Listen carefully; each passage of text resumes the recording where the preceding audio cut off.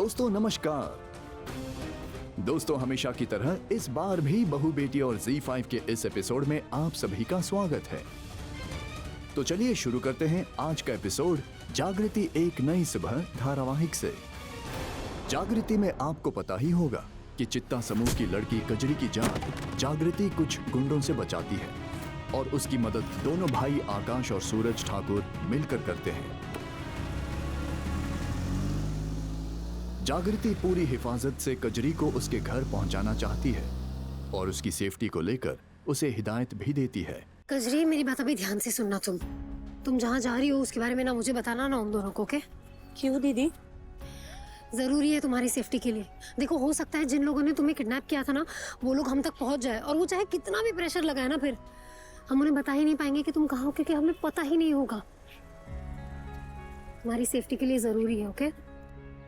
जागृति कजरी को कुछ पैसे देकर उसकी मदद करती है। एक सेकेंड ये कुछ पैसे है, रखो, तुम्हारे काम आएंगे। ओके? तभी आकाश भी अपनी तरफ से मदद करना चाहता है, लेकिन यहाँ फिर एक बार सूरज अपना बटुआ देकर उसकी मदद करता है। थैंक यू दीदी।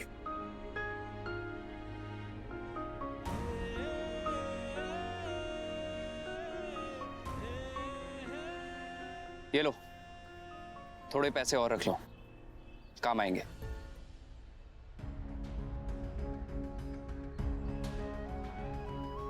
कजरी उसकी मदद करने के लिए तीनों का शुक्रिया अदा करती है।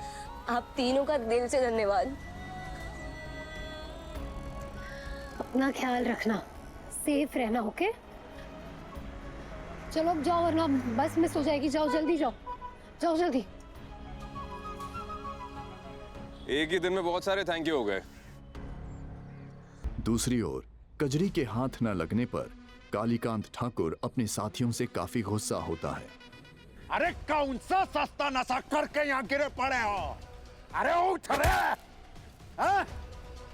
कार हरिया भाग! सरकार, हमरे होते वो लड़की नहीं भाग पाती। पर अरे पर क्या?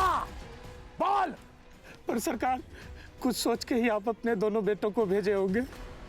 हम उनको कैसे ढेर कर देते सरकार। और आ गए हो क्या तुम लोग?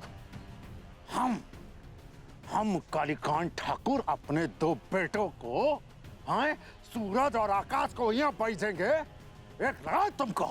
लेकिन वही दोनों आए थे सरकार, एक लड़की के साथ, और चित्ता लड़की को भगा ले गए।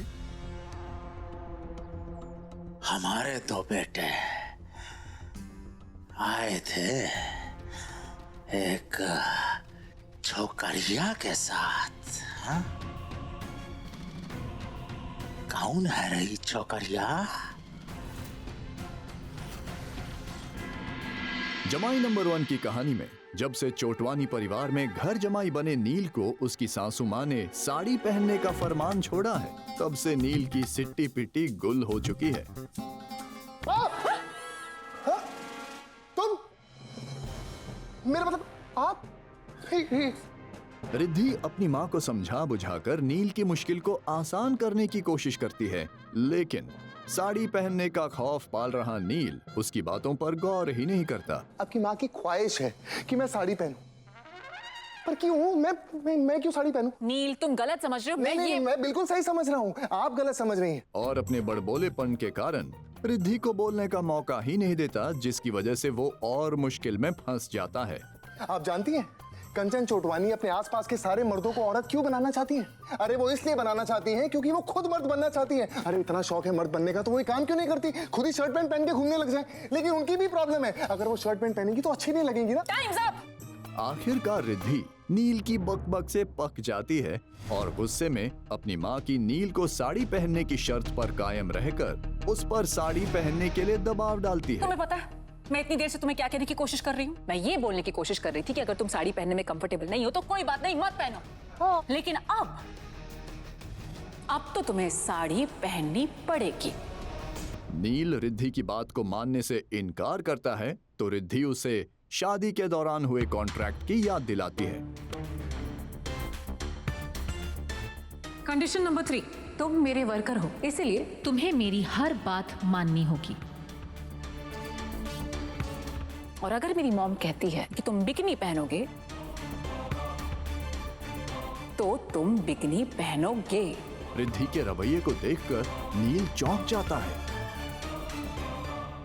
कुमकुम भाग्य में गिफ्ट्स को लेकर पायल और रौनक में थोड़ी सी अनबन होने के बाद पायल रूठ कर चली जाती है। फिर बा और प्रार्थना रौनक की इस हरकत पर आपत्ति जताते हैं। ये सब तूने जानबूझकर किया ना? हाँ, उसे गुस्सा दिलाने के लिए? नहीं बा, वाह, जानबूझकर ही किया, गुस्सा दिलाने के लिए। तो मुझे भी बुरा लग रहा है उसके लिए। नहीं बा, आप लोगों को गलतफहमी हुई है। कैसे गलतफहमी हुई है? अगर सच में आपको ये तोहफा बा को देना था तो बाद में भी दे सकते थे, उसके जाने के बाद, पर आपने उसके सामने दिया, मतलब उसे गुस्सा दिलाने के लिए दिया ना, ये गलत बात है बहुत। रौनक भी प्रार्थना की खिंचाई करते हुए उसकी पोल खोलने की कोशिश करता है। बा, आपको पता है कि यहाँ आने से पहले जब मैं रेडी हो रहा था अपने कमरे में और बाथरूम से निकला था और तब पर्दे के पीछे एक सेकंड बा, क्या वो कुछ कहना है तुम्हें? हाँ बोलो। हाँ, मैं ये कहना चाह रही थी कि अब मैं जब सोच रही हूँ ना तो लग रहा है कि इन्होंने गुस्सा दिलाने के लिए नहीं किया होगा। मुझे माफ कर देना, मैंने आपको गलत समझा।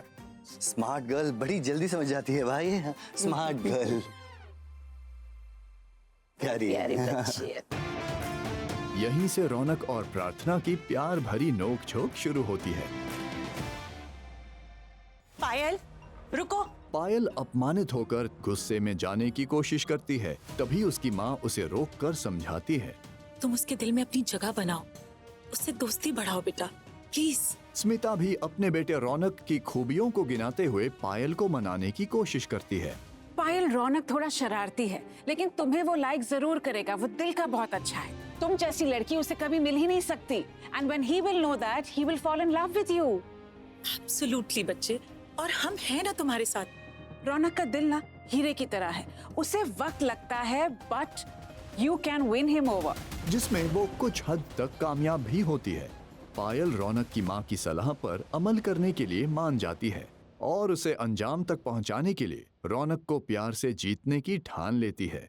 जीतूंगी, मैं रौनक का दिल जीत के रहूंगी, and I promise you. That's like my daughter.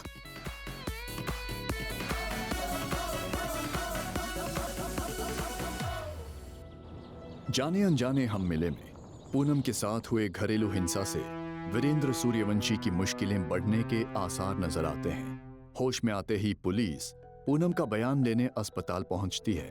Hello Poonam जी, कल से काफी अच्छी लग रहे हैं आप, तो बयान लें आपका। तभी लेडी पुलिस द्वारा पूनम से सवाल पूछने पर पूनम और सदमे में चली जाती है। तो क्या आपकी इस हालत के जिम्मेदार आपके पति हैं? उन्होंने हाथ उठाया आप पे या चोटें पहुंचाई? देखिए पूनम जी, आपके पास ये आखिरी मौका है इस केस में अपना बयान देने का। बताइए पूनम जी, वरना हम भी इसे एक एक्सीडेंट केस मानकर इस केस को बंद कर देंगे।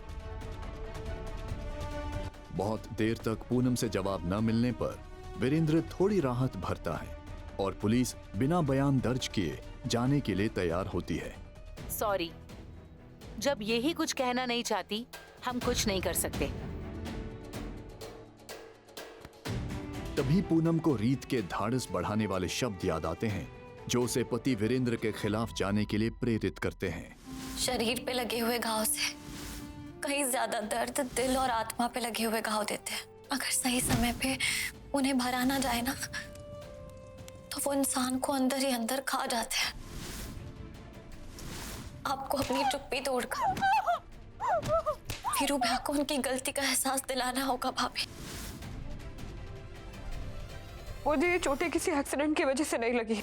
आखिरकार पूनम अपनी चुप्पी तोड़ती है और पति वीरेंद्र के खिलाफ पुलिस को अपना बयान देती है। मुझे बुरी तरह पीटा है मेरे पति वीरेंद्र सूर्यवंशी ने। पूनम के इस अंदाज से पूरा परिवार चौंक जाता है, खासकर बुआ शारदा सूर्यवंशी। पुलिस को दिए पूनम के बयान से वीरेंद्र बौखला जाता है। वो अपने आप को बेकसूर साबित करने की नाकाम कोशिश करता है। अरे दिमाग खराब हो गया क्या तुम्हारा?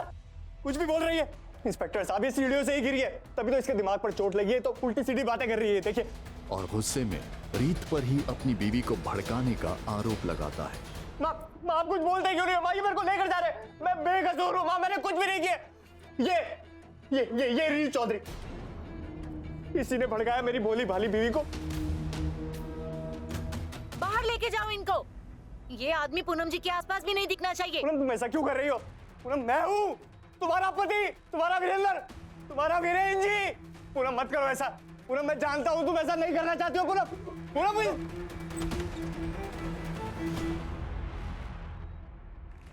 आइए अब देखते हैं वसुधा के जीवन की कहानी कहां तक आगे पहुंची है।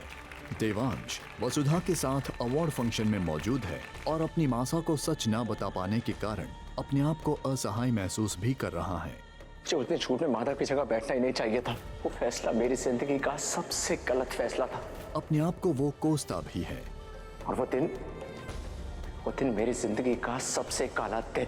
अवार्ड फंक्शन शुरू होता है और देवांश सिंह चौहान को स्टेज पर आमंत्रित किया जाता है। मैं रिक्वेस्ट करना चाहूंगी the final winner of this evening mister Devansh Singh Chauhan to please join us on the stage. Please welcome Devansh Singh Chauhan. Devansh ji, आपने साल की सबसे बेहतरीन फिल्म बनाई है और उसी की बधाई देने के लिए हम सभी आज यहाँ पर इकट्ठा हुए हैं। आज इस अवार्ड को देने के लिए हमारे साथ एक बहुत ही स्पेशल पर्सन मौजूद हैं। ये एक बहुत ही बड़ी बिजनेस टाइकून है और इन्हें इंट्रोडक्शन की कोई जरूरत नहीं है। देवांश को अवार्ड देने के लिए बतौर गेस्ट उसी के माता पिता को आमंत्रित किया जाता है। लेडीज एंड जेंटलमैन, एक बार जोरदार तालियां हो जाए हमारी आज की सरप्राइज ऑफ द इवनिंग के लिए। अपने माता और पिता को फंक्शन में देखकर देवांश चौंक जाता है।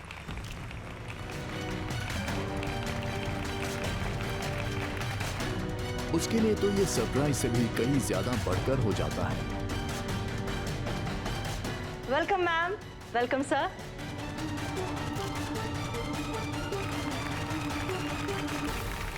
गाइस, आप बिलीव नहीं करेंगे कि आज जिस ट्रेडिशनल वेडिंग फिल्म को अवार्ड दिया जा रहा है उसे 12 देशों में करोड़ों लोगों ने लाइव देखा है। सच, करोड़ों लोगों ने इस इवेंट फिल्म को देखा और उसे पसंद भी किया, बस हम ही उसे देख नहीं पाए हैं। कोई बात नहीं, आज स्पेसिफिकली आपके लिए हमने इस पूरी फिल्म की एक छोटी सी हाईलाइट तैयार की है। आखिरकार वो पल आ ही जाता है जिसका डर देवांश के मन में पहले से ही था।